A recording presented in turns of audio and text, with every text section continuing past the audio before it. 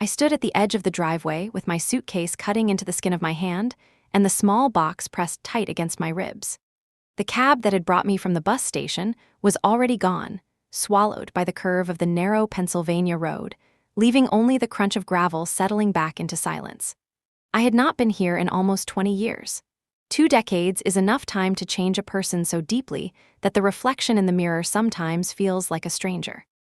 But the house did not change. Not really. The shutters still leaned slightly outward as if gravity had tired of holding them in place. The porch light buzzed weakly, trying and failing to cast a steady glow. I breathed in the sharp scent of burning wood. Somewhere nearby, a neighbor must have lit a fire, and for a fleeting second I remembered pressing marshmallows onto sticks with my little brother, our faces glowing orange in the reflection of the flames. That memory cut deeper than I wanted to admit because it reminded me that there was once a time I belonged here. I shifted the weight of the duffel on my shoulder and walked up the cracked stone path. Each step seemed to echo louder than it should, as if the earth itself wanted to warn me. I paused at the door. My knuckles hovered above the wood, but I did not knock right away. I let my eyes travel across the porch boards, faded gray with age, and the small welcome mat that had been there even before I left. The word welcome was half rubbed away, like the house itself could not commit to greeting me anymore. For a long moment I simply stood there, frozen between past and present, between the woman who had survived years of deployments and the girl who had once sat on these steps with scraped knees and unshakable dreams. My breath came out shaky.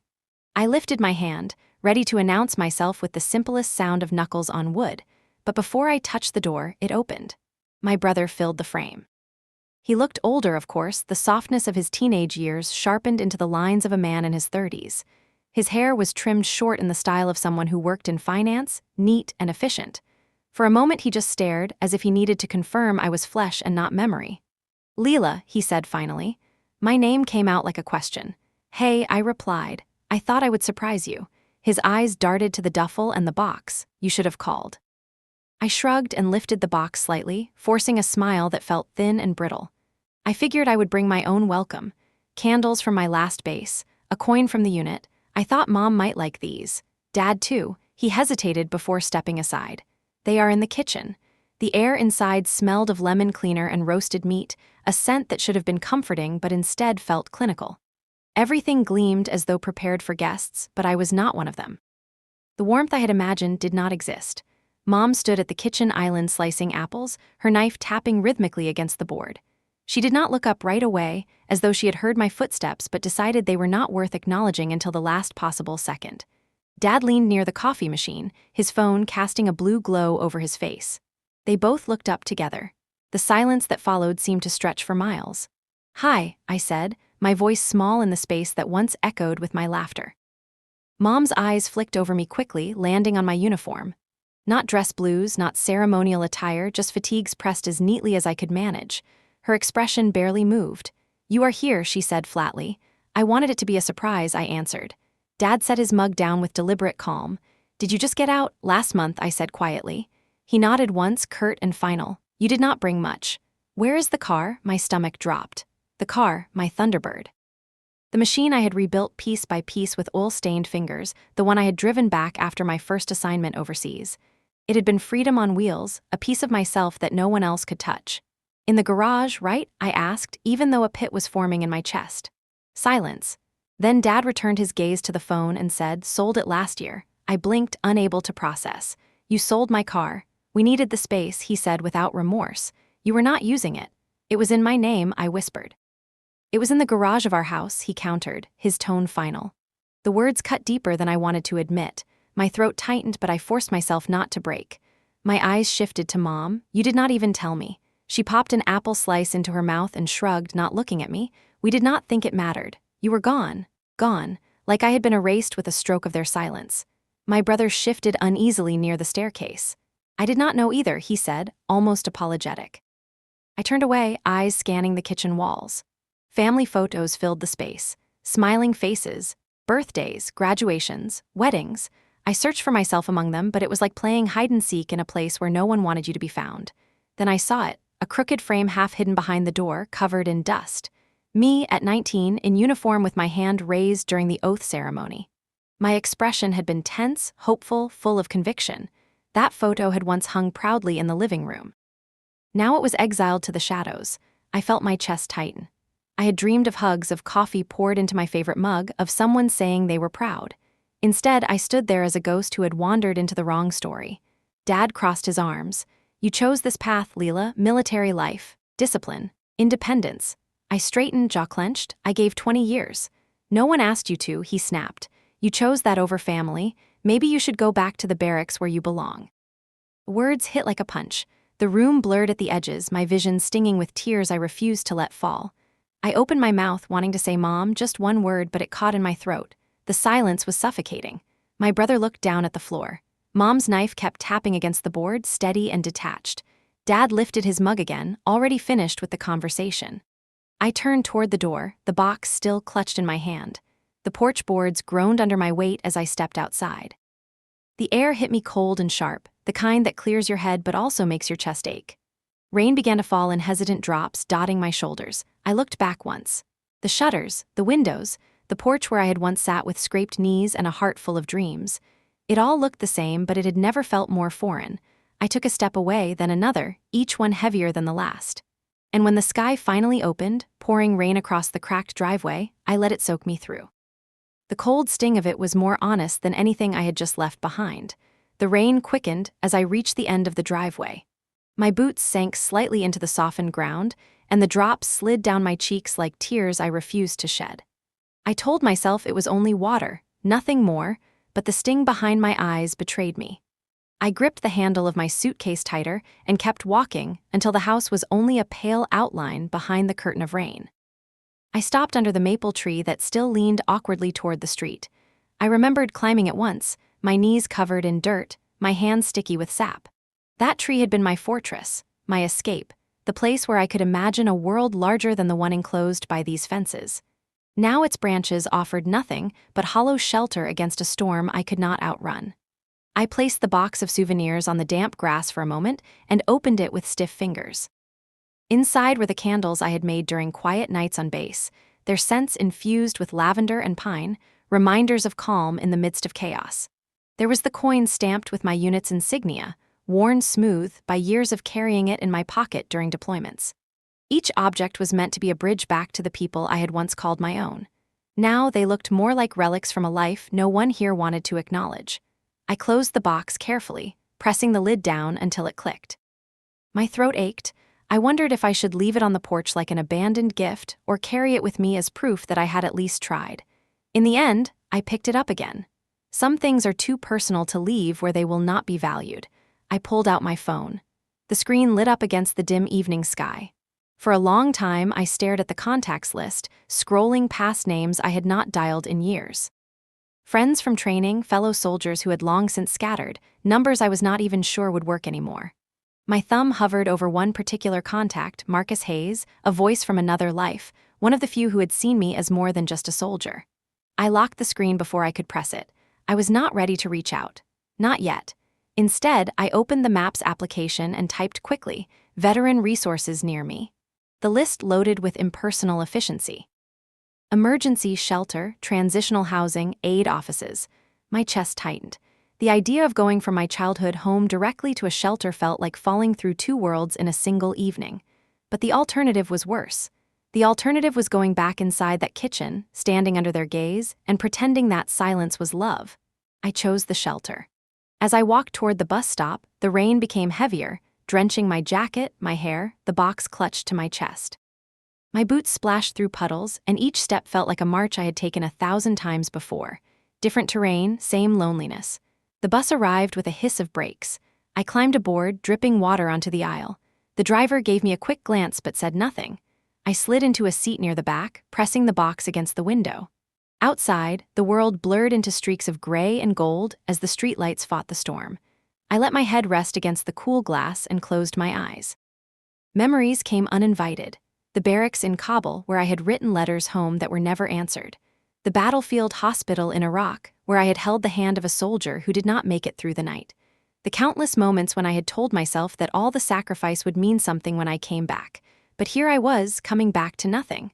I opened my eyes again. The bus rattled along the empty streets.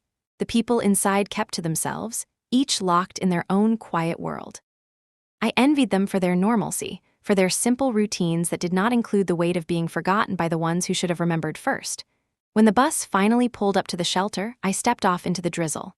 The building was plain, a squat structure with peeling paint and fluorescent lights buzzing above the entrance, but it was warm inside. The smell of disinfectant mingled with the faint aroma of coffee. A young corporal at the desk looked up as I approached. His eyes were tired but kind. "Room 207, Sergeant," he said, sliding a plastic key card across the counter. "Mess hall is open until 9. I signed my name on the check-in sheet, my handwriting shaky from the cold. "Thank you," I said softly. "Just Sergeant, please," he nodded. The hallway stretched long and narrow, lined with worn carpet that muted the sound of my boots. When I reached the room, I placed the duffel on the bed and hung my jacket over the back of the chair. The room smelled faintly of metal and dust, but it was safe. It was more welcoming than the house I had left behind. I sat on the edge of the bed and stared at the box still in my lap. My fingers lingered on the lid, tracing the grooves of the cardboard. For a long time, I thought about leaving it unopened, about locking it away as a reminder of what could not be shared. But then I set it gently on the nightstand, letting it stay visible, letting it remind me that even if my family refused to see me, I could still see myself. I leaned back against the thin mattress. The radiator hissed softly in the corner, a strange lullaby. My mind replayed every word from the evening, every silence heavier than speech. "You chose that over family. Maybe you should go back to the barracks where you belong." The sentence looped in my ears until I finally whispered out loud, "I am more than that." My voice sounded fragile, but it was mine. For the first time in years, I cried without shame. Not for the wars I had fought, not for the soldiers I had lost, but for the truth that hurt the most. I had survived everything out there only to be exiled here. And yet, even as the tears blurred my vision, I felt a strange clarity. A door had closed behind me, but perhaps another one waited ahead. I wiped my eyes, sat up straighter, and whispered again, firmer this time, "I am more than that." The storm outside battered the windows. The world was dark and uncertain, but I was still here. And tomorrow, no matter how heavy the silence, I would rise again.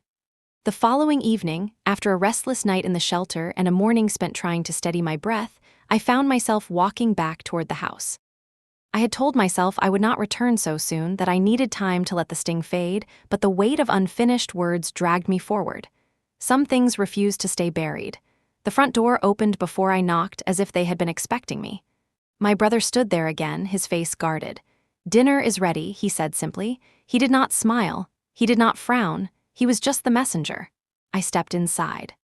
The air smelled of roast chicken and rosemary, the kind of smell that should have been comforting, but now only reminded me how many meals I had missed, how many seats at the table had been empty in my name. The dining room looked exactly the same as when I was a child. The heavy oak table gleamed with polish, candles flickered in their holders, and the china plates I had been forbidden to touch as a girl now sat perfectly aligned. It should have felt like a reunion. Instead, it felt like a stage, and I was the actor forced into a role I no longer recognized. Mom was already seated, her napkin folded neatly across her lap. Dad poured himself a glass of wine, his movements precise, as if every action needed to assert control.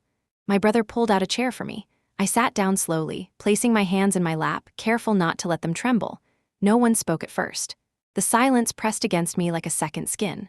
Finally, Dad cleared his throat. "Your brother just got promoted. Vice president now. Big step forward." "Congratulations," I said softly, turning toward him. My voice was genuine, but it felt thin in the heavy air. "Thank you," he replied quickly, his eyes bright with pride. "It has been a lot of long nights, but worth it." Mom smiled faintly at him before turning back to me. "And what about you, Leela? Still moving from one assignment to the next?" Her words were polished, casual on the surface, but they cut sharp. I forced myself to hold her gaze. "I finished my service," I said. "I have been back a month." Dad reached for the carving knife. He cut into the chicken with measured strokes.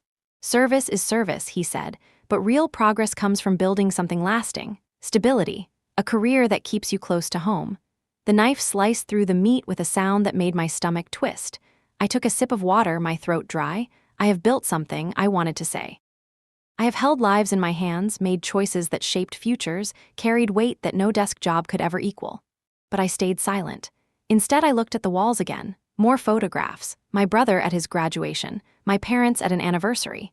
Smiling faces, wine glasses raised, everyone present except me. My picture was nowhere. My name was erased from the history of this house. Dad placed a piece of chicken onto my plate as though politeness could disguise the distance. Tell me, Leela, do you ever regret it? The question hung in the air, heavy and deliberate. I pressed my fork into the meat but did not lift it. Regret is complicated, I said quietly. I regret what I missed. Birthdays, holidays, dinners like this, but I do not regret the path itself. Mom's knife clinked against her plate. You always had to do things the hard way, she murmured. My brother shifted in his seat. He looked at me, his eyes uncertain, as if he wanted to say something but lacked the courage. Dad leaned back in his chair. We had hopes for you, he said. With your grades, your skills, you could have been anywhere. Finance, law, medicine, but you chose war zones and uniforms. You chose distance. His words echoed like verdicts. You chose distance. I placed my fork down slowly. Maybe I did, I thought, but distance had always been here first. I looked across the table at Mom. Do you remember when I sent money for the roof repairs? She blinked, her expression still. Yes.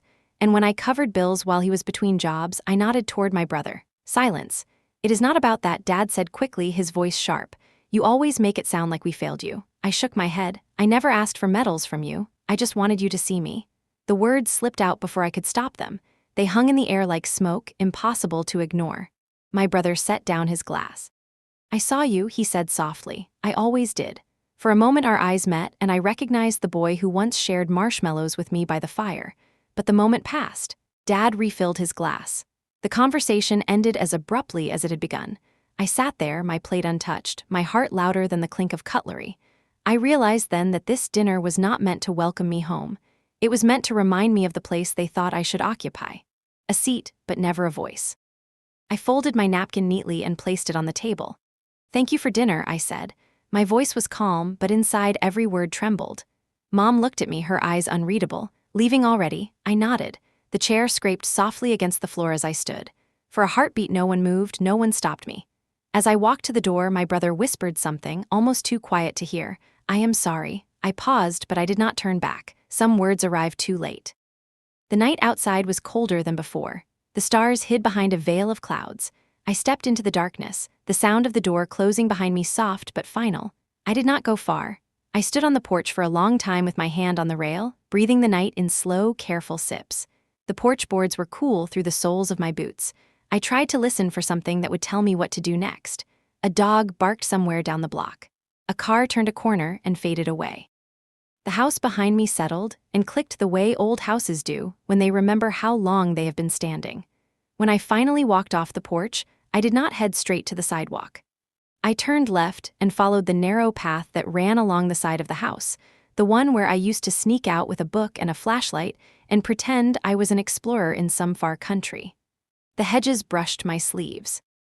The kitchen window was lit, and when I paused in the shadow of the eaves, I could see my parents at the sink, the two of them moving around each other like dancers who had forgotten the steps but kept pretending they knew the song. My mother rinsed plates. My father dried them without looking up. They did not speak. The silence between them felt heavier than the silence they served me at the table. It sat on their shoulders like a coat that no longer fit.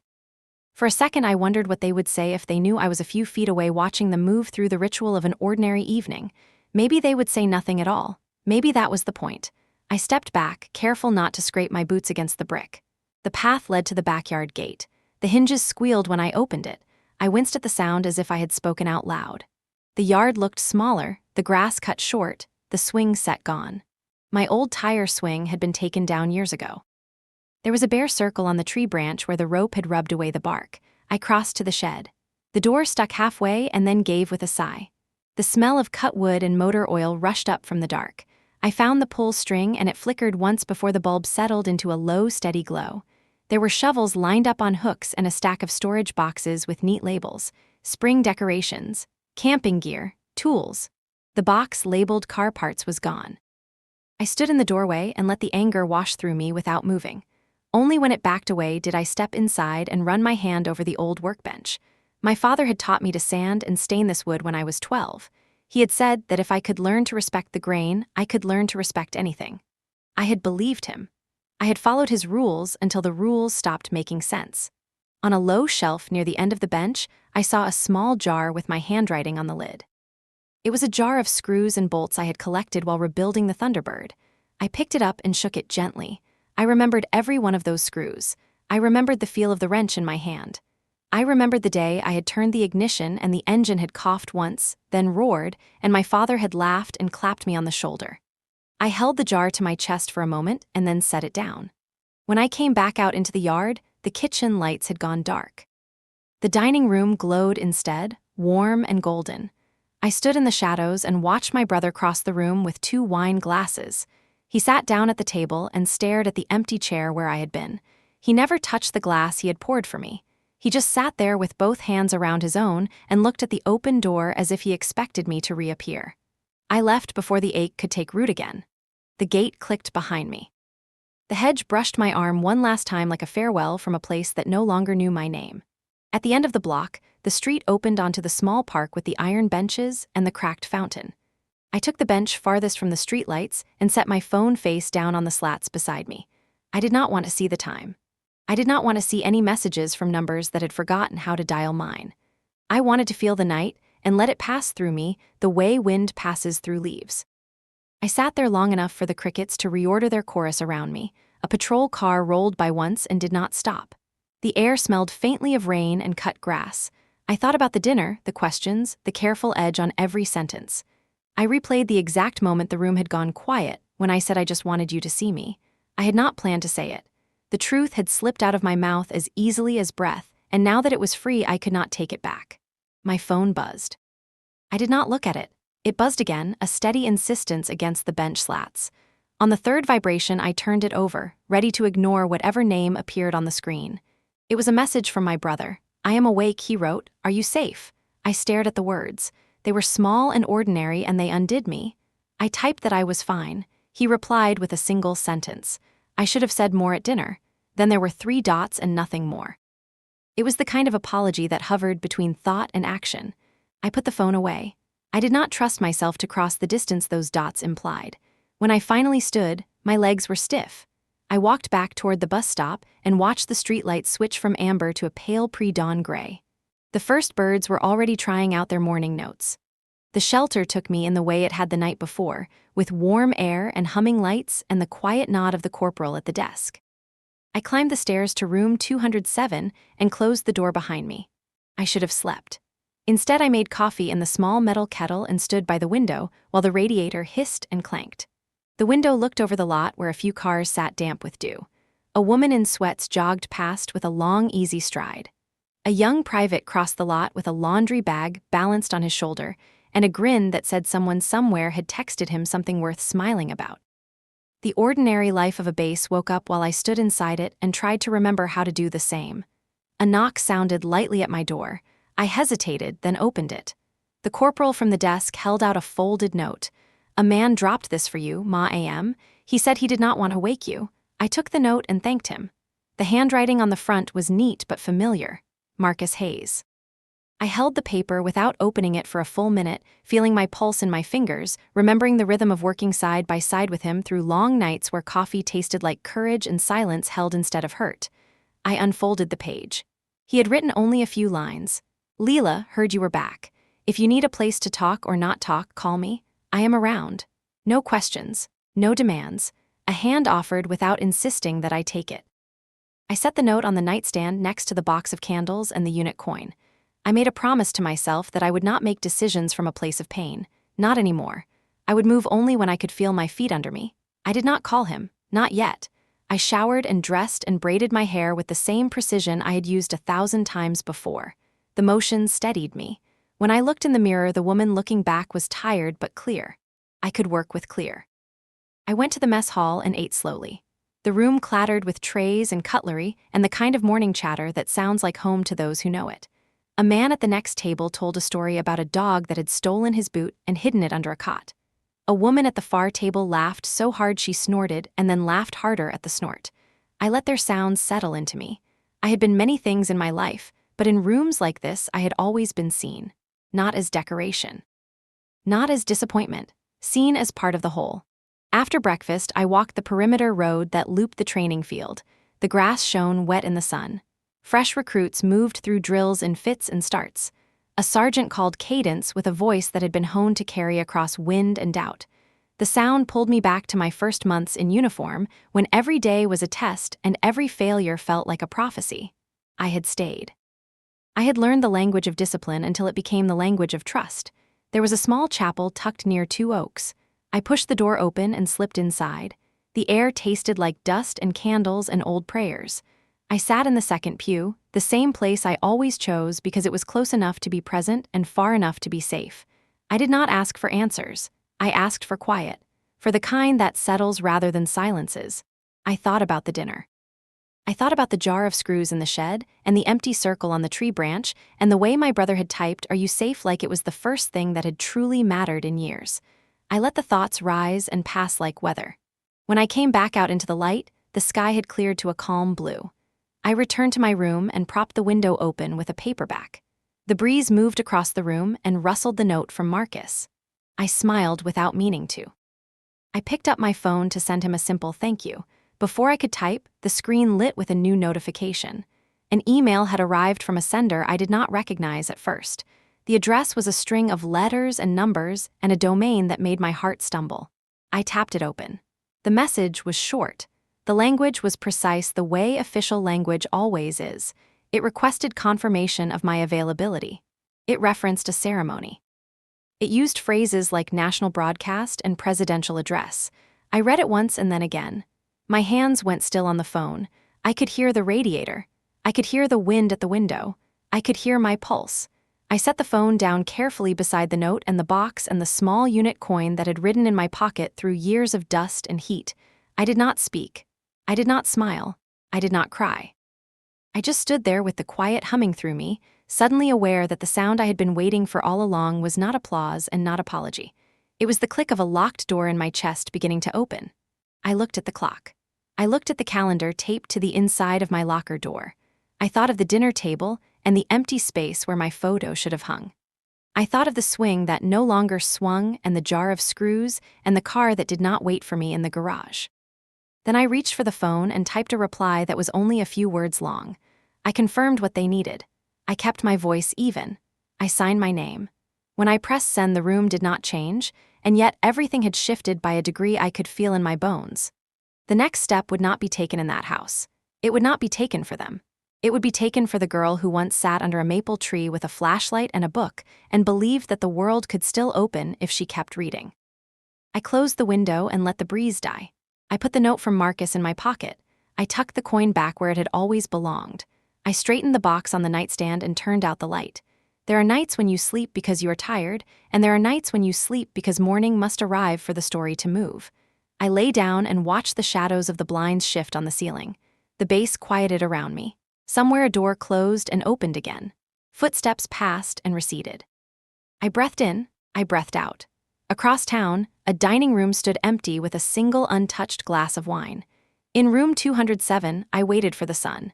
And somewhere between the two, a path I had not expected was beginning to glow. I woke the next morning with the email still glowing in my mind like a flare that refused to die out. Sleep had been shallow, a series of drifting fragments where memory tangled with anticipation. Every time I closed my eyes, I heard the sentence again: confirmation of your availability. Ceremony, national broadcast, presidential address. The words were etched into me, a script written in permanent ink. I sat on the edge of the bed in room 207, the radiator humming its low, restless tune, and looked at the phone on the nightstand. The email was still there, waiting for me, but I had not answered it in my head. I could not. Part of me wanted to believe it was a mistake, an administrative error, some wrong line of code that had slipped my name into a list of people far more deserving. But another part of me, the part that had carried soldiers out of dust storms and signed reports with hands that still shook from the last explosion, knew that it was real. The mess hall was crowded that morning. Plates clattered, conversations overlapped. I kept my head down, chewing slowly, trying not to taste the food. Every sound grated against me. I could feel the email in my pocket like a secret I had not chosen to keep. When I stepped outside into the pale sunlight, I nearly collided with Marcus Hayes. It had been years since I had seen him, but he looked almost exactly the same. A little more gray at his temples, maybe, but his eyes were still steady, the kind that held your gaze instead of skimming past it. He smiled, small and careful. "Leela," he said. I froze, the tray still in my hand. "Marcus." He gestured toward the bench near the field. "Walk with me." I followed him in silence, the gravel crunching under our boots. We sat. For a while we said nothing. He let the quiet breathe between us until it grew less sharp. "I heard," he said finally. I looked at him, my chest tightening. "Heard what?" He raised his eyebrows. "Do you really think something like that stays quiet?" I turned away, staring at the recruits jogging their laps, their voices carrying the cadence across the morning air. I should not have been surprised. Rumors traveled faster than truth. Still, hearing it aloud made it real in a way the email had not. Marcus leaned forward, resting his elbows on his knees. "They want you front and center. National stage, you ready for that?" The question stabbed me. Ready? What did ready even mean? Had I ever been ready for anything that mattered? I shook my head slowly. "I do not know." He nodded like he had expected that answer. "You will be." We sat there for a long time. He told me about his family, 2 kids in middle school, a wife who ran marathons. I listened, grateful for the ordinary details of someone else's life. It made the email feel less like a trap. When he finally stood, he pressed his hand gently on my shoulder. "Leela, they see you now. Whether you want it or not, they see you." His words followed me back to room 207. I closed the door and leaned against it, my pulse pounding. "They see you." I picked up the phone and opened the email again. My finger hovered over the reply button. I thought of the dinner table, the silence, the wine glass left untouched. I thought of the crooked photograph hidden behind the kitchen door. I thought of the jar of screws in the shed. I typed only one word, "Confirmed," then I hit send. The quiet afterward was deafening. The send button should have been small and harmless, but as soon as my thumb released it, the room shifted. The radiator kept humming. The light through the blinds stayed soft and ordinary, yet nothing was the same. I had stepped onto a path I could not step back from. The reply was out in the world, traveling through unseen wires and servers, a message carrying my name to people I had never met but who now expected me to stand under the weight of a nation's gaze. I sat for a long time, staring at the phone as if more words might come through to explain what I had just agreed to. The screen stayed blank. Only my own reflection looked back, pale and sharp in the glass. By mid-afternoon, I could not stay in the room any longer. I walked the length of the base twice, my boots pounding rhythm into the concrete. My thoughts circled faster than my steps. A ceremony, a stage, cameras, all those years of silence replaced by sudden exposure. I had lived invisible for so long that I did not know if I could survive being seen. At the mess hall entrance, Marcus found me again. He raised a brow without asking a question. I told him I had confirmed. His smile was small, but it reached his eyes. "That was the only choice," he said. We sat across from each other at a table that smelled faintly of coffee and bleach. He leaned forward, lowering his voice. "You know your family will see this, right?" The words cut sharper than he could know. I pictured the dining room again, the empty chair, the untouched wine glass. I imagined the television glowing against the wallpaper, my parents sitting stiff in their chairs, my brother frowning as the newsreader said my name. I shook my head. "They will not care." Marcus tilted his head. "Or they will, more than you think." His certainty unsettled me. When I returned to my room, the email had already been followed by a new one. Details this time. Dates, dress requirements, briefing sessions, words that left no room for denial. I read every line twice, and then folded the phone shut like closing a door I was not ready to walk through. Night came heavy. I did not go back to the park or the chapel. I stayed in room 207 with the light off, the shadows thick against the walls. I thought about the years behind me, the long deployments, the dust storms, the nights filled with static, and the sound of voices that never came home. I thought about the dinners missed, the birthdays forgotten, the car sold without my permission, the photograph hidden behind the kitchen door. And then I thought about standing on a stage with lights in my eyes and my name carried across the airwaves. For the first time, the idea did not feel like an accident. It felt like a reckoning. The next morning, I found myself in town. I walked past the hardware store with its peeling awning, past the diner where I had once spent hours with textbooks and milkshakes, past the church steps where my mother used to volunteer at bake sales. Everything looked the same and yet looked through me, as if the years had scrubbed my place from memory. A television glowed in the window of the electronics shop on the corner. I stopped without meaning to. The news anchor was talking over a banner of scrolling text. Words caught my eye. Ceremony.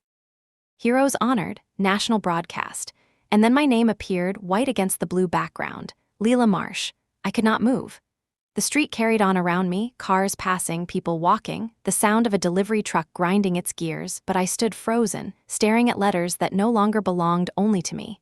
The anchor's voice was smooth and detached, delivering the information as if it were weather. She will be recognized for her years of service, for her leadership, for her sacrifices. My life reduced to bullet points, to a neat paragraph for viewers to absorb between commercials. In that moment I knew, the silence I had carried home with me was over. The house at the end of the driveway, the crooked photograph, the empty glass of wine, none of them could erase this. My name was out there now. Spoken, announced, heard. I turned away from the window, my chest tight, my pulse unsteady. I walked fast, my boots striking the pavement with more force than necessary. I needed air. I needed distance. I needed to understand what this meant. Because for the first time since I had stepped onto that porch, I realized that the closed door behind me might not be the ending I thought it was. It might be the beginning of a storm none of us were ready for. I thought that once the announcement was made, I would feel something sharp, a shock that split my chest wide open. Instead, it was quieter than that. It was a low hum under the skin, an awareness that every step I took from now on would be watched. I carried that hum with me back to the shelter, back to room 207, back into the silence of a space that suddenly felt too small. The following day began like any other. The mess hall was loud with trays and voices. The field outside was filled with recruits moving through their drills, but whispers chased me through the halls. I caught fragments of my name in conversations that fell silent when I entered. Some looked at me with curiosity, others with respect, some with a kind of awe that felt like distance rather than closeness. I nodded at them all but kept walking. By late afternoon, a briefing packet had been slid under my door. Inside were instructions, travel arrangements, security protocols, outlines for speeches that were not mine but might be offered to me if I wanted them. My hands shook as I read, not from fear exactly, but from the weight of formality pressing down on me. I closed the folder and left it on the desk without signing anything yet. Across town, in a living room that had once been my own, the television flickered. I was not there to see it, but I could imagine it as clearly as if I stood in the doorway again. The curtains drawn against the evening light, the scent of my mother's candles burning faintly in the air. My father in his chair with a glass of wine, my mother on the sofa with her knitting, my brother leaning against the wall with his phone in hand. Picture of domestic calm that hid more fractures than it showed. The news anchor's voice cut through the room. My name appeared on the screen again, not as a rumor this time, but as fact. The camera showed a grainy photograph of me in uniform, standing straight, my face solemn. I imagined my father's reaction first. His jaw tightening, his fingers drumming once against the arm of his chair. He would not speak immediately. He never spoke when words might give away what he felt. My mother would pause her knitting. The needles would hang midair as she stared at the screen. She would purse her lips, not in disapproval exactly, but in the way she always did when something disrupted the story she wanted to believe about her life. My brother, I thought, would be the first to move. He would set his phone down slowly, his eyes fixed on the screen, his breath caught between disbelief and recognition. He was the one who had typed, "Are you safe?" He was the one who had whispered, "I am sorry." And there it was. My name spoken aloud in the one place it had been silenced for years. Meanwhile, I sat at a small desk in room 207, staring at my reflection in the darkened window. My uniform hung pressed on the back of the chair. I had polished the buttons until they caught the light like coins. My boots sat clean by the bed. Every piece of fabric, every thread, seemed to ask me if I was ready. I whispered the question aloud. "Am I ready?" The radiator hissed in reply. The truth was I did not know. I did not know if readiness was even the point. Perhaps no one is ready to stand under the gaze of strangers who want you to carry their pride as if it were your own. Perhaps readiness was simply a word invented to calm fear. I closed my eyes and remembered the battlefield dust, the smell of oil and sweat, the sound of helicopters cutting the sky. No one had ever asked me if I was ready then. They had only asked if I would go. And I had gone. Always. So maybe readiness did not matter now either. Maybe all that mattered was that I showed up. Across town, my family would still be watching the news. They would still be staring at the screen as the anchor explained where the ceremony would take place, how it would unfold, why it mattered. I could imagine my father's hand tightening around the stem of his glass, my mother's eyes narrowing as if she could shrink the image back into silence, my brother's lips parting but not finding words. Two worlds. One room with a television glowing over the fragments of a family, and one small room in a shelter where a woman pressed her palms flat against a desk and tried to breathe. The distance between those worlds was only a few miles, yet it felt wider than every desert I had crossed, every ocean I had flown over. It felt like the kind of distance that could not be closed by footsteps. I opened the briefing packet again and traced my finger over the date. The day circled in red ink would come whether I wanted it or not, and when it did, I would stand there. Not because my family wanted it, not because the news demanded it, but because I had already survived everything that should have broken me, and because sometimes the only way to answer silence is to let the whole world hear your name. The night after the announcement felt endless. I lay on the narrow bed in room 207 staring at the ceiling, listening to the radiator rattle like an old clock keeping time that I did not ask for. Every few minutes I would roll over and glance at my phone, half expecting more messages, more emails, more proof that what I had seen in the shop window was not a mistake. But the screen stayed quiet. I drifted in and out of sleep, waking to fragments of dreams. In one, I stood on a stage with lights blinding me, unable to see the faces in the crowd. In another, I was back at the dinner table, my plate full, but every time I lifted my fork the food dissolved into dust. I woke with my heart pounding, my hands gripping the blanket as if it were a rope. By dawn, the world outside had turned soft and gray. I dressed slowly, pressing each crease in my uniform until it felt sharp enough to cut through doubt. I laced my boots with steady fingers, even though my mind was a storm. Downstairs in the mess hall, whispers followed me again. I kept my eyes forward. The coffee tasted bitter, the eggs bland, but I forced myself to eat. Fuel mattered more than flavor now. Marcus found me before I left. He sat across the table, his gaze calm and direct. "You saw the news," he said. I nodded. "So did they," he added. The word "they" lingered in the air. He did not need to say who, my family. I clenched my jaw. "It changes nothing." He studied me. "It changes everything." I wanted to argue, but the truth pressed heavy in my chest. He was right. Whether I liked it or not, the announcement had carved its way into their living room. My name had crossed the threshold I had been shut out from. Later that morning, while walking the perimeter road, I imagined the scene unfolding inside the house. My father pacing, his hand dragging across the back of the armchair. My mother sitting stiff, her knitting abandoned, the needles still tangled in yarn. My brother standing by the window, pretending to check his phone but stealing glances at the TV. I could almost hear their voices. My father sharp, dismissive, "It is just for the cameras, a show, nothing more." My mother uncertain, still, they would not choose her if she were not worthy. My brother quiet, firm, "She always was." I stopped walking, my chest tightening. These conversations were imagined, yet they rang with a truth I could not shake. For the first time in years, they were forced to say my name without dismissing it. That evening, the base provided me with a schedule. Travel to the capital, security clearances, fittings for the uniform that would be worn during the ceremony.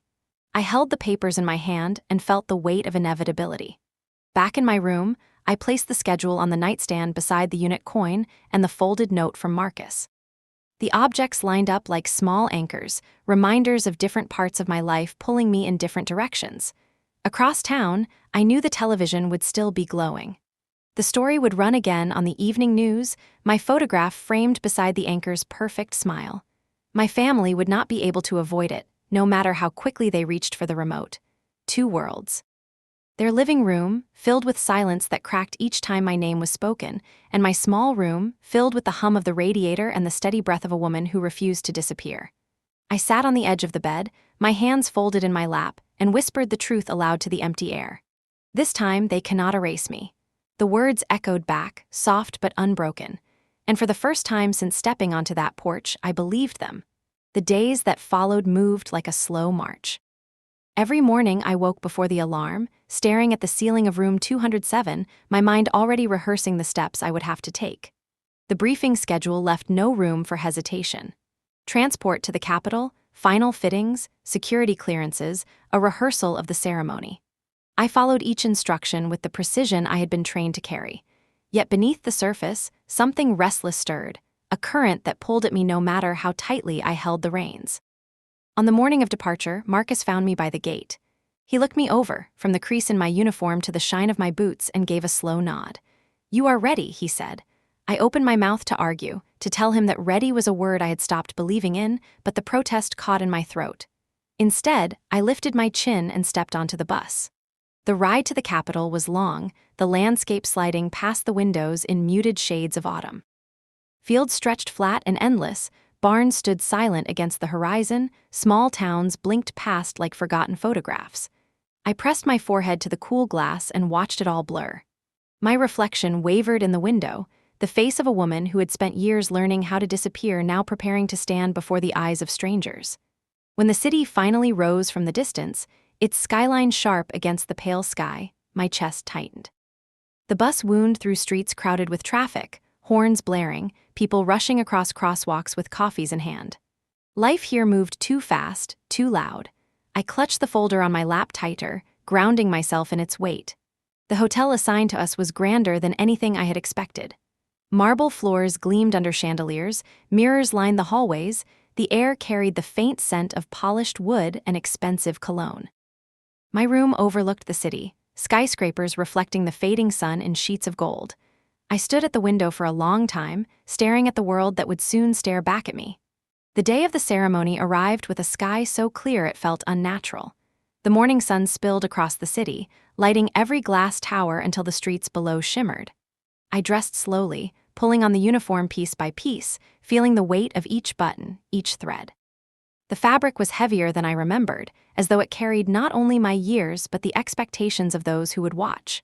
At the security checkpoint, officers scanned badges and searched bags with the efficiency of routine. I moved through the motions silently, my breath steady, my face calm. Inside, the halls buzzed with aides, reporters, officials, their voices blending into a constant hum. Cameras were already being tested, microphones adjusted, lights angled. The stage waited at the end of it all, massive and blinding, a place where my name would no longer be hidden in shadows. When my turn came, I walked forward. The lights flared, hot against my skin. The crowd blurred into a sea of faces. The podium loomed ahead. I could hear the announcer's voice, clear and resonant, echoing through the hall. And then I heard it. My name. Spoken not in whispers, not in the sharp tones of dismissal, not tucked behind silence. Spoken aloud, strong, carried by speakers that filled the hall and traveled out into living rooms across the country. Leela Marsh. For a heartbeat the world stopped. My breath caught, my chest tightened. My knees trembled, but I moved forward because that was what you do when the world calls your name. You move. I stepped onto the stage. The applause rose like a wave, crashing over me, filling every corner of the hall. My vision blurred with the brightness, with the sound, with the weight of it all. I blinked hard, steadying myself, forcing my feet to hold. The president waited at the podium, a medal gleaming in his hands. He smiled as I approached, his words carried across the room. Years of service, acts of leadership, sacrifice, honor. My name again, woven into sentences that made me sound like someone larger than life, someone carved from marble rather than flesh. When he placed the medal around my neck, the metal was cold against my skin. The applause swelled again. Cameras flashed. I stood there, stiff and unyielding, my hands at my sides. And in that moment, I felt something break free inside me. It was not pride. It was not triumph. It was release. I had waited years for someone to say my name without erasing it. Now the whole country said it at once. Across miles, in a house where my photograph had been hidden behind a door, my family watched. I could not see them, but I knew. Their eyes fixed on the screen, their silence heavier than any applause. And for the first time, the silence belonged to them, not to me. The applause rolled on, relentless as thunder, until it felt less like celebration and more like a storm I was caught inside. My ears rang with it, my heartbeat tangled with it, my body ached from standing still beneath its weight. When the president's hand left my shoulder and he stepped back to the podium, I took a breath as deep as my lungs would allow. The cameras swung closer.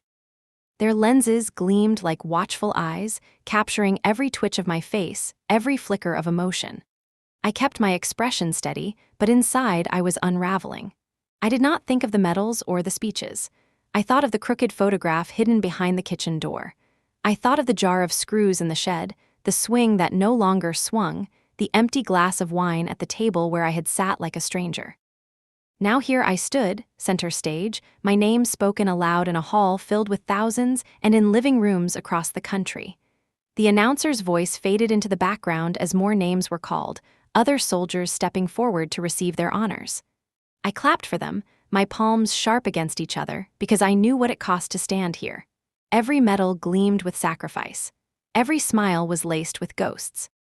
When the ceremony ended, we were ushered off stage into bright corridors where aides hurried back and forth with clipboards and headsets. The metal around my neck felt heavier with each step. Reporters waited in clusters, cameras still flashing, microphones thrust forward like weapons of curiosity. How does it feel, Sergeant Marsh, to be recognized on a national stage? What do you want to say to young women watching you today? How do you plan to use this platform moving forward? Their voices crashed over me, too many, too fast. I gave them the answers I had rehearsed, words polished and safe, words that did not reveal how my stomach churned, how my knees shook. It feels like a reminder of the people I served with, I said. I want them to know that strength takes many forms. I plan to continue serving in whatever way I can. The words floated out, neat and measured, while inside I wanted to scream that recognition means nothing when your own family cannot even look you in the eye. Finally, the aides pulled me through the press and into a quieter room where the air smelled faintly of coffee and printer ink. Marcus was waiting there. He looked at me, at the medal, at my face, and for a long time he said nothing. Then he whispered, "They cannot take this away from you." My chest tightened. I wanted to believe him. I wanted to let his words anchor me. Hours later, when I was alone again in the hotel room, I turned on the television. The ceremony replayed on every channel. My face stared back at me from a dozen angles, my name scrolling in bold letters across the screen. Somewhere, miles away, my family was watching the same broadcast.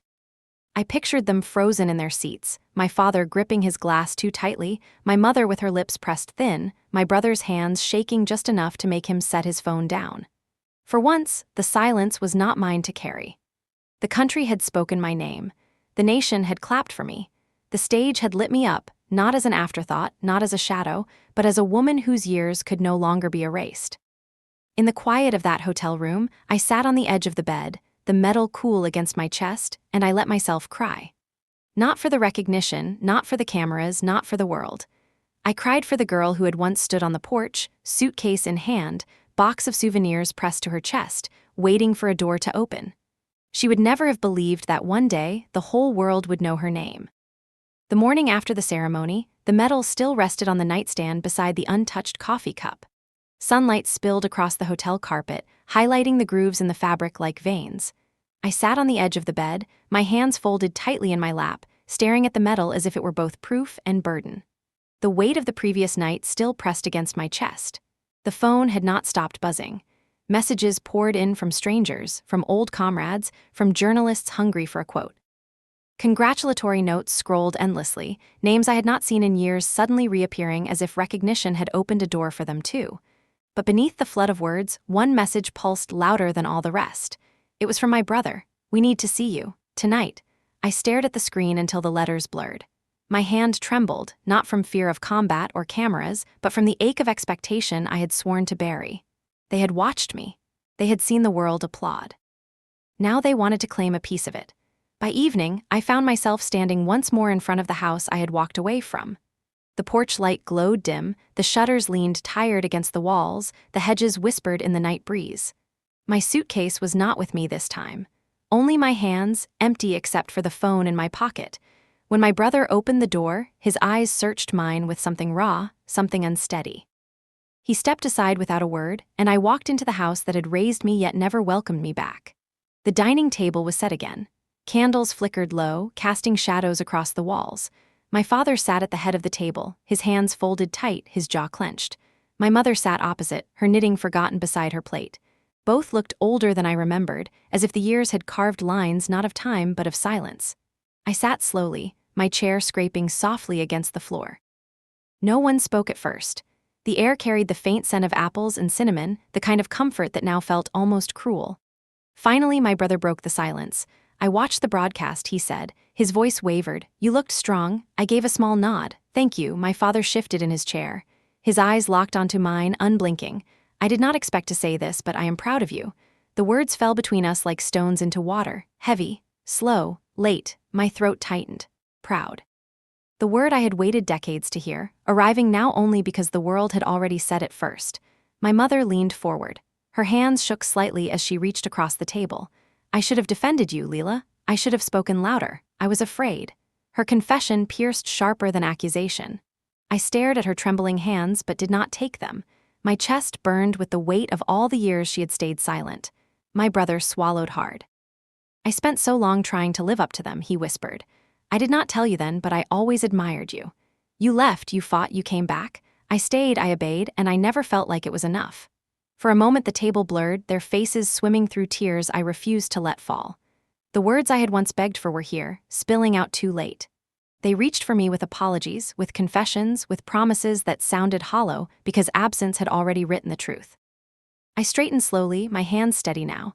I hear you, I said quietly. I hear every word. Their eyes lifted, hope flickering like the candle flames, but I will not come back. The silence snapped sharp. My father's jaw tightened. My mother's hands fell to her lap. My brother's lips parted, but no sound came. I leaned forward, my voice firm but calm. You see me now because the world sees me. But when I needed you most, when I came back with nothing but my hands and my name, you turned away. You let silence answer for you. They looked stricken, as if my words had stripped them bare. I continued, my family is not defined by who shares my blood. My family is the people who stood beside me in deserts, who held me up when I could not stand, who saw me before the cameras ever did. That is where I belong. The candles flickered harder, shadows bending across the walls like accusations. I stood, pushing the chair back softly. I placed both hands on the table, steadying myself. I do not hate you, but I will not let your silence define me anymore. I turned toward the door, my metal cool against my chest, my boots quiet against the floorboards. Behind me, no one moved. And for the first time, the silence was mine to keep, not theirs to give. I stepped into the hallway, the air cooler there than in the dining room, carrying the faint smell of old wood and lemon cleaner. My hand brushed the wall where my childhood drawings had once hung, long ago replaced by carefully framed pictures that did not include me. My fingers lingered on the wallpaper for a moment, feeling the grooves and cracks beneath the surface. Behind me, I heard the shuffle of a chair. Leela, my mother's voice, softer than I had ever heard it, like she was speaking not to the woman who stood before her, but to the little girl she had once braided hair for before Sunday school. Please. I turned just enough to see her face in the dim light. Her eyes shone wet, her lips trembling. But I also saw the years of silence etched deep into the lines around her mouth, the long history of choosing quiet over defense. I can't, I said gently. You made your choice long ago, and I made mine. Her hand lifted as if to reach me, but she did not stand. She let it fall back to the table with a quiet thud. My father's voice came next, gruff and rigid even now. You think you're stronger than us because of that medal? His jaw flexed. But strength is staying. Strength is keeping family together. I shook my head slowly. Strength is telling the truth, even when it hurts, even when no one claps for you. For once, he had no reply. His shoulders sagged, his gaze breaking against the tablecloth. My brother stood by the window, his arms folded across his chest. He did not try to stop me. He only whispered, I'm sorry, again, but this time his voice carried the weight of finality, as if he knew that apology was not a bridge, only an echo. I turned back toward the door. The porch light spilled faintly through the glass panels, waiting. I placed my hand on the knob. In that moment, I expected the surge of grief, the ache of loss, but what filled me instead was a clarity so sharp it steadied me. For years I had thought family was something owed to me by birth, something I had failed to hold on to. Now I understood it was something chosen, something built, something earned in sweat and trust. I opened the door. The night air greeted me with the chill of autumn, crisp and honest.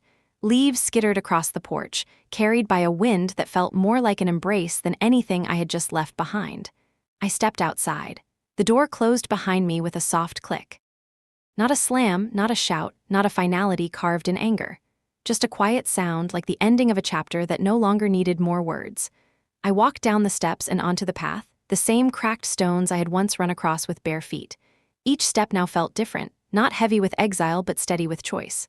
At the end of the driveway, I paused. The house loomed behind me, a silhouette against the night sky, its windows glowing faint with the light of the dining room. I realized it no longer looked like home. It looked like a place where a part of me had once lived and no longer belonged. I touched the metal on my chest, its weight no longer cold but grounding. For so long, silence had been the language of that house. Tonight I had spoken a different one, and I knew I would never return to silence again. I walked into the night, the road stretching wide ahead of me. For the first time, it felt like mine. The night I walked away from that house, I thought the silence would haunt me. I thought I would hear my father's clipped voice, my mother's trembling plea, my brother's whispered apology echoing down every empty street. Instead, what I heard was my own breath, steady, strong, and the quiet rhythm of my boots against the pavement. For the first time, silence felt like mine. I returned to the hotel and packed slowly, folding the uniform with deliberate care, placing the medal in its box as if laying it to rest. My hands moved methodically, but inside, my thoughts stretched far beyond the walls of the room. I had carried so many versions of myself through these years. The girl waiting for approval, the soldier holding fast in the storm, the daughter exiled in her own home. Now I was something else entirely. The next morning, a car took me to the Department of Defense building. The air inside was sharp with the scent of polished floors and paper. I was led down long hallways where portraits of leaders watched from gilded frames, their gazes heavy with history. A meeting awaited me, an offer, a new role. They wanted me to serve as a strategic advisor, to use my years in the field not just for battle but for planning, for shaping futures instead of only surviving them. The words sounded formal, heavy with bureaucracy, but beneath them I heard the truth. They were giving me a seat at the table. One I had earned, one no one could take from me. I accepted. That evening, back in my hotel room, I held the unit coin in my palm. Its edges were worn smooth from years of carrying it in my pocket, through deserts and cities, through nights of fear and days of fire. I thought of the men and women who had walked beside me, some still alive, some long gone. I whispered their names softly, a litany, a prayer. My family had refused to say my name for years. My comrades had never forgotten it. They had seen me always. The next day, I stood outside a small chapel tucked between government buildings. The stone walls were weathered, the wooden doors scarred by time. Inside, the air was cool, the scent of candles faint but steady. I knelt in the second pew, my hands folded loosely, my eyes lifted toward the stained glass that caught the afternoon light. I did not pray for forgiveness. I did not pray for reconciliation. I prayed only for peace, the kind that does not depend on anyone else's approval. Kind that grows from within. When I rose, a young cadet sat near the back, her uniform crisp, her eyes wide. She looked nervous, her fingers tapping restlessly against her knees. I paused beside her. "First time?" I asked. She nodded quickly. "Deployment in 2 weeks." I reached into my pocket and placed the unit coin in her hand. "Carry this," I said, "not because it will protect you, but because it will remind you that you are not alone." Her eyes filled with tears. She whispered, "Thank you, ma'am." I smiled softly. Just Leela. Walking out into the sunlight, I felt lighter than I had in years. The road ahead was uncertain, but it was mine. The girl who had once sat under the maple tree with a flashlight and a book had not disappeared. She had been waiting all along, and now, finally, I had caught up to her. That night, back in the quiet of my room, I stood before the mirror. I wore my uniform, the medal gleaming against my chest. I met my own gaze steadily, no longer flinching from what I saw, and I said my name aloud. Leela Marsh. The sound filled the room, clear and steady. Not an apology, not a question, a statement. For the first time, it was enough. The morning after I spoke my own name in the mirror, the city felt different. The streets were the same, the towers the same, the endless noise of traffic rising and falling as always. But the weight that had pressed against my chest for years was gone. Each step I took felt steady, as though the ground itself had agreed to carry me forward. My days began to fill quickly. Meetings at the Department of Defense, strategy briefings, long hours spent listening to voices that once would never have let me in the room. I spoke, and people paused to listen. I gave suggestions, and they were written down. I carried into those halls the experiences carved into me from deserts and cities and nights under fire. And for once, those experiences were valued, not erased. In the evenings, when the meetings were done and the lights of the city burned like stars fallen to earth, I returned to the chapel. Sometimes I sat alone, sometimes with Marcus beside me, sometimes with new faces, young soldiers trembling with the weight of the road ahead. I told them pieces of my story. Not all of it, never the parts that belonged only to me, but enough to let them know they were not alone. I had carried silence long enough. Now I offered them words instead. One evening, as the sun dipped low and the stained glass glowed in warm red and gold, I slipped the medal from around my neck. I set it gently on the altar. For the cameras, it had been a symbol of pride. For me, it was a reminder of survival, of loss, of the price that cannot be displayed in polished ceremonies. Leaving it there felt right. It belonged not to me, but to all of us who had walked that path. When I stepped outside, the air was cool, threaded with the scent of autumn leaves. The sky was streaked with violet and rose, the kind of sky that made you pause, the kind of sky that reminded you the world was larger than your grief. I thought of my family then.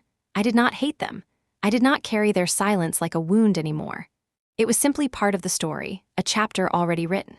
I wished them well, even as I walked a road they would never join me on. The cadet I had given the coin to found me weeks later. She held it up proudly, her eyes brighter than before. "It worked," she said with a nervous laugh. "It reminded me I wasn't alone." I smiled. "Good, then keep carrying it. One day you'll give it to someone else." Her grin widened.